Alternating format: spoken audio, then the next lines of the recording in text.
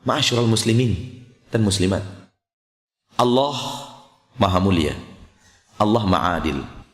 Agama Allah turunkan bisa difahami oleh orang cerdas sebagaimana bisa difahami oleh orang yang tidak cerdas.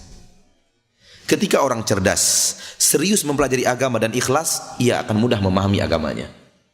Ketika orang cerdas terlalu mempertuhankan kecerdasannya, terlalu mengidolakan kecerdasannya, dia sesat dengan kecerdasannya itu.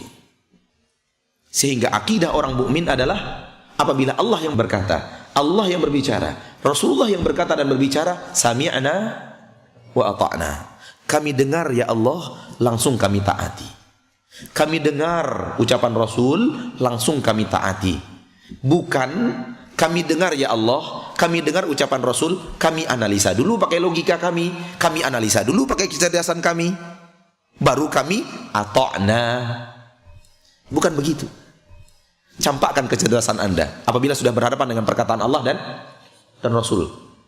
Tak mungkin kecerdasan Anda melebihi kebenaran yang diajarkan Allah, melebihi kebenaran yang diajarkan Rasulullah. Gak mungkin. Campakkannya bukan jauh-jauh, di belakang. Di belakang Al-Quran, campakkan. Jangan di depannya.